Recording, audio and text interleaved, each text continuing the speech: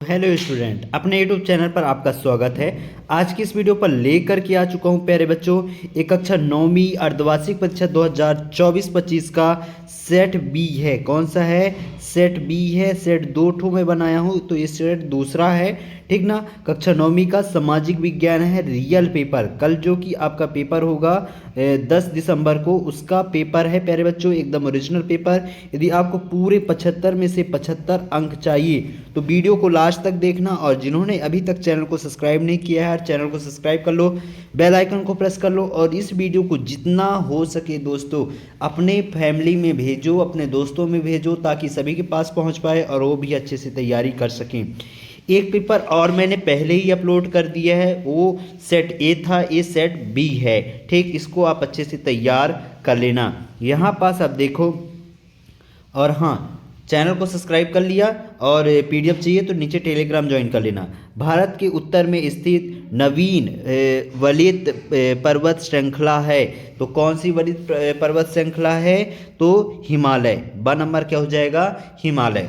फिर भारत में वैक्स का मताधिकार की उम्र कितना है? 18 वर्ष है, तभी वोट दे सकते हैं। भारतीय संविधान सभा का गठन हुआ था, कब हुआ था?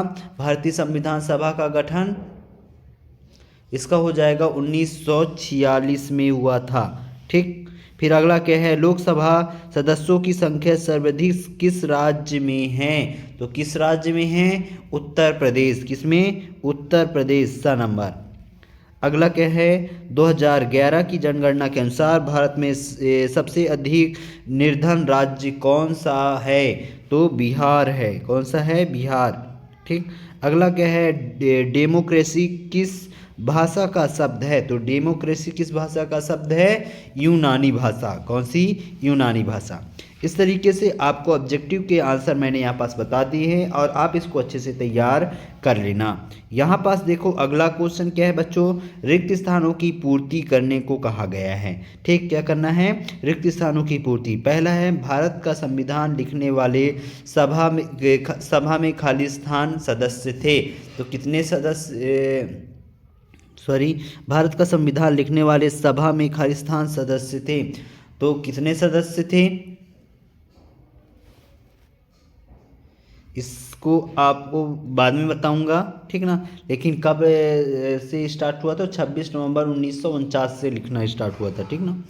प्रारूप समिति के अध्यक्ष खालिस्तान थे, तो इसका आंसर प्यारे बच्चों मैं आपको नेक्स्ट वीडियो पर बताऊंगा। क्या? नेक्स्ट वीडियो पर इन सभी के आंसर मैं आपको बता दूंगा, आप निष्फिक्र रहिएगा, ठीक। इन सभी के आंसर आपको नेक्स्ट वीडियो पे पूरे सॉल्यूशन एकदम एक एक सॉल्यूशन के साथ आपको प्रोवाइड कर दूंगा, ठीक।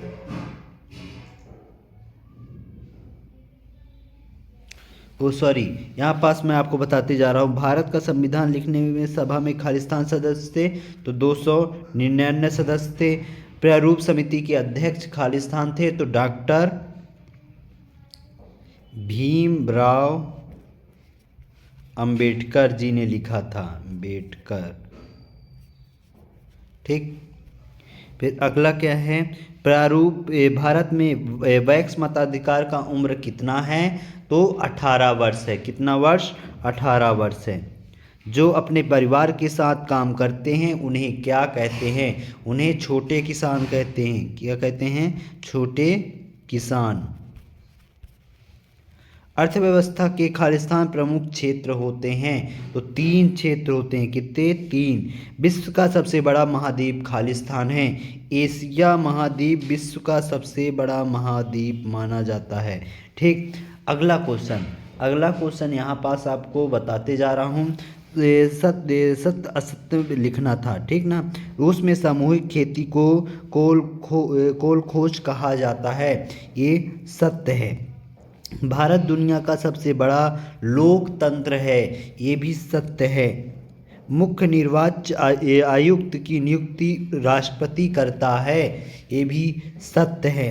रबी की फसल गर्मी में मौसम में लगाई जाती है, ये असत्य है।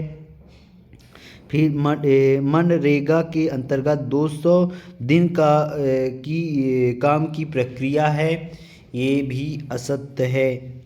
मूल कर्तव्य 73वें संविधान संशोधन द्वारा जोड़ा गया, ये भी असत्य है। ठीक, इस तरीके से आप सत्य असत्य बड़े आराम से लगा सकते हैं। अगला है सही जोड़ी। सही जोड़ी मैं यहाँ पास आपको बताते जा रहा हूँ, आप नोट डाउन कर सकते हैं। ठीक, पहला हिमानी। हिमानी का हो जाएगा हिम और बर्फ के खिसकते ढेर। चिनार। चिनार का क्या हो जाएगा, इसका होगा चंद्र भाग।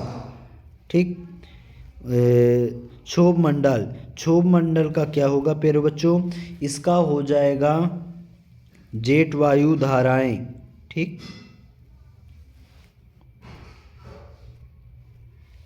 फिर देश का सर्वोच्च कानून, इसका हो जाएगा संविधान। फिर पूर्व परिवारों की संख्या 450। ठीक, फिर सबसे कम क्षमता बिहार, साक्षरता बिहार। इस तरीके से आप सही जोड़ी लगा लीजिएगा। ठीक, फिर यहाँ पास देखिए अगला क्वेश्चन क्या है, प्रश्न क्रमांक 5वां है, बैरन द्वीप भारत के किस द्वीप समूह में स्थित है। तो इसका होगा अंडमान निकोबार द्वीप समूह। क्या होगा, अंडमान निकोबार द्वीप समूह। ठीक, प्रायद्वीपीय भारत की सबसे लंबी नदी है गोदावरी। कौन सी है, गोदावरी। महावट किसे कहते हैं, तो उत्तर भारत में शीतकालीन वर्षा को। फ्रांस की क्रांति कब आरंभ हुई थी, 1789 ईस्वी में आरंभ हुई थी। शक्ति विकेंद्रीकरण का सिद्धांत किसने प्रतिपादन किया था, तो किसने प्रतिपादन किया था, मास्टवेक्यू ने किया था। ठीक, फिर निर्धनता रेखा से क्या आशय है, तो इसका आंसर लिखिएगा नागरिकों के उस न्यूनतम आर्थिक स्तर से है जो उनके जीवन निर्वाह के लिए आवश्यक होता है। ठीक, इस तरीके से आप लिख लेना। फिर अगला क्वेश्चन यहाँ पास देखो, भारत के पड़ोसी देशों के नाम, तो कौन कौन से हैं, बांग्लादेश, पाकिस्तान, नेपाल, भूटान, म्यांमार और चीन। ठीक, भारत के किन्हीं 2 प्रमुख झीलों के नाम लिखिए, तो बुलर झील, लोनार झील, चिल्का झील, ये भारत के झील हैं। ठीक, अपवाह तंत्र से क्या आशय है, तो इसका आंसर होगा प्रायद्वीपीय भारत की कठोर भूमि से निकलने वाली चंबल, केन, बेताल, सोन और दामोदर नदियाँ भी गंगा प्रणाली का अंग है। नमामि देवी नर्मदे क्या है, ये वाला का आंसर ना। इस तरीके से इनके आंसर आप लिख लीजिएगा। अगला क्वेश्चन क्या है, राजस्थान की जलवायु उष्ण शुष्क होता है के क्या कारण है, संक्षेप में लिखिए। और अथवा में है ग्रीष्मकालीन में प्रतिद्वीपीय भारत के तापमान क्यों कम हो जाते हैं, लिखिए। तो इन सभी के आंसर आपको मैं बता दूंगा, नाम लिखिए। और पड़ोसी देश कौन कौन से हैं, जैसे पाकिस्तान हो गया, नेपाल, भूटान, म्यांमार, बांग्लादेश, चीन, ये अपने क्या हैं, और अफ़गानिस्तान, ये सारे चीज़ें क्या हैं, पड़ोसी देश हैं। और अथवा में क्या है, भारत के किन्हीं 2 प्रमुख झीलों के नाम, एक चेलम झील हो गया और लोनार झील हो गए, भारत के 2 झील हो गए। अपवाह तंत्र से क्या आशय है, इसके अथवा में है नमामि देवी नर्मदे से क्या आशय है। इन सभी के आंसर मैं अच्छे से दिखाऊंगा, पर पहले 3-4 क्वेश्चन देख लूँ, क्योंकि पीडीएफ में प्यारे बच्चों बार बार खोलने में डिस्टर्ब होता है, इसलिए पहले 3 क्वेश्चन देख लूँगा, फिर 3 आंसर, है ना। राजस्थान की जलवायु उष्ण शुष्क होने से क्या कारण है, संक्षेप में लिखिए। और इसके अथवा में क्या है, ग्रीष्मकालीन के प्रायद्वीप भारत के तापमान क्यों कम कर रहा है, कारण दीजिए। तो इसमें आपको मैं बता दूं कौन कौन से आपके क्वेश्चन पेपर में आए हुए हैं। नमामि देवी नर्मदे 1 नंबर, पड़ोसी देश ये 2रा नंबर, और ये वाला ग्रीष्मकालीन वाला ये 3रा नंबर, और ये 4था नंबर। ये 4 क्वेश्चन आपके पेपर में आए हैं, इसको अच्छे से तैयार कर लेना। इनके आंसर देख लेते हैं। तो यहाँ पास आप देख सकते हैं ये है छठवां नंबर अपने भारत के पड़ोसी देश। ठीक, फिर यहाँ पास देखिए अथवा में एक बुलर झील, लोनार झील और चिल्का झील, ये भारत की 3 झील हैं, लेकिन 2 झील पूछा गया है। एक क्वेश्चन क्रमांक 7वें का पूरा आंसर यहाँ पास विधिवत दिया गया है प्यारे बच्चों। आप इसको स्क्रीनशॉट कर सकते हैं या कि वीडियो को रोक करके लिख सकते हैं। गंगा प्रणाली का अंग है। ठीक, फिर यहाँ पास देखो इसके अथवा में 7वें का अथवा यहाँ पास आप अच्छे से देख सकते हैं। ये नमामि देवी नर्मदे के बारे में है क्वेश्चन, तो उसका आंसर पूरा यहाँ पास दिया गया है। फिर यहाँ पास देखिए अगला क्वेश्चन का आंसर 8वें नंबर का क्या था, उष्णकटिबंधी वाला था ना, राजस्थान वगैरह में, तो वहाँ के लिए ही है। फिर ये ग्रीष्मकालीन में प्रायद्वीपीय भारत में तापमान कम होने के क्या कारण हैं, तो यहाँ पास 2 कारण बताए गए हैं। ये आप 2 कारण देख सकते हैं, इन दोनों कारण को आप अच्छे से लिख लेना। फिर अगला क्वेश्चन क्या है, अगला क्वेश्चन यहाँ पास आप देख सकते हैं प्यारे बच्चों, क्या है, चक्रवात प्रभावित राज्यों के नाम लिखना है कोई 2, और इसके अथवा में है भारत के जलवायु का जेट पवनों पर का प्रभाव समझाइए कोई 2। ये 2 नंबर के क्वेश्चन है, ये कल आपको देखने को मिलेगा, दोनों में से एक कोई। फिर खुलक शब्द की परिभाषा लिखना है, और खूनी रविवार की घटना क्या थी। एक ये वाला वेरी मोस्ट और ये दोनों वेरी मोस्ट। ठीक, ये अति महत्वपूर्ण है, कल आपको देखने को मिलेगा। अगला क्वेश्चन यहाँ पास देखो, इजारेदारी का क्या अर्थ है, और इसके अथवा में है 1 ग्राम किसे कहते हैं। ये 2 नंबर के क्वेश्चन हैं, ये आपको देखने को मिलेगा कल पेपर में। ठीक, अगला है संविधान संशोधन क्या है, और इसके अथवा में भारतीय संविधान की विशेषताएं लिखिए। ये अति महत्वपूर्ण क्वेश्चन है प्यारे बच्चों, इनके आंसर मैं आपको बता रहा हूँ, नोट डाउन कर लो। तो यहाँ पास आप देख सकते हैं भारत में चक्रवात प्रभावित राज्य पश्चिम बंगाल है और उड़ीसा है, ये 2 राज्य हैं। ठीक, और इसके अथवा में क्या है, जेट धाराओं से पश्चिम प्रवाह द्वारा देश के उत्तर एवं उत्तर पश्चिम भाग में पश्चिमी चक्रवाती विक्षोभ आते हैं। ठीक, फिर यहाँ पास देखो क्वेश्चन क्रमांक 10वें का आंसर कौन सा है, कुलकस रूस में संपन्न किसानों को कुलकक कहा जाता है। ठीक, फिर इसके अथवे में यहाँ पास देख सकते हो पूरा विधिवत यहाँ पास खूनी रविवार की घटना वाला ये आंसर पूरा विधिवत यहाँ पास दिया गया है। क्वेश्चन क्रमांक 11वें का आंसर यहाँ पास दिया गया है बच्चों, आप इसको देख सकते हैं। एकाधिकार कहते हैं किसे कहते हैं, और अनौपचारिक सरकार वाला एक क्वेश्चन है, इसको आप अच्छे से पढ़ लीजिएगा। फिर यहाँ पास देखो अगला क्वेश्चन, एक क्वेश्चन पूछा गया था। ठीक, ये वाला है संशोधन, संविधान संशोधन वाला था, क्वेश्चन क्रमांक 12वां, और इसके अथवा में था भारतीय संविधान की विशेषताएं। तो ये यहाँ पास विशेषताएं वगैरह दी गई हैं, इसको आप नोट डाउन कर सकते हैं और अच्छे से तैयार कर लेना, क्योंकि ये कल पेपर में आपको देखने को मिलेगा प्यारे बच्चों, इसलिए बार बार कह रहा हूँ अच्छे से तैयार कर लेना। ठीक, यहाँ पास देखो अगला क्वेश्चन क्या है, यहाँ पास देख सकते हैं मौलिक अधिकारों को परिभाषित करना है, और इसके अथवा में क्वेश्चन है जनहित याचिका है। जनहित याचिका क्या है, ये चीज़ें क्वेश्चन आया हुआ है। अगला है कार्यशील पूंजी से क्या आशय है, और इसके अथवा में है हरित क्रांति से आप क्या समझते हैं। हरित क्रांति वाला बहुत ही मोस्ट क्वेश्चन, इसको तैयार कर लेना क्योंकि कल ये आया हुआ है। और एक ये वाला क्वेश्चन मौलिक अधिकारों की परिभाषा वाला, ये दूसरा क्वेश्चन, ये दोनों क्वेश्चन तैयार कर लेना क्योंकि कल आपको पेपर में देखने को मिलेगा। ठीक, फिर यहाँ पास देखो अगला क्वेश्चन क्या है बच्चों, शिशु मृत्यु दर से क्या आशय है, और इसके अथवा में है प्रचंड बेरोजगारी से क्या आशय है। दोनों बहुत ही महत्वपूर्ण हैं। आर्थिक एवं गैर आर्थिक क्रियाओं में अंतर, और इसके अथवा में है जनसंख्या की गुणवत्ता निर्धारित करने वाले कारक को समझाइए।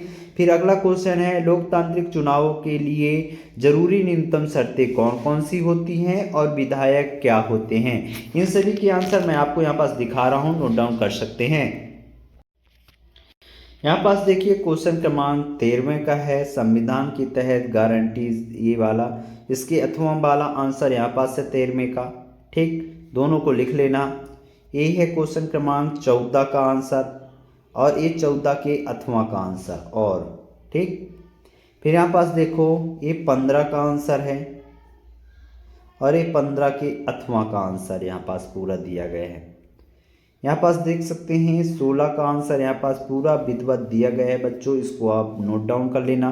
ठीक, फिर ये 16 के 8वां का आंसर यहाँ पास आप अच्छे से देख सकते हैं। ठीक,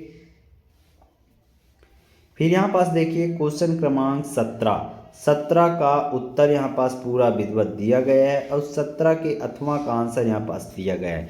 दोनों क्वेश्चनों को आप अच्छे से तैयार करके जाना। ठीक, फिर इसके आगे क्वेश्चन क्या है,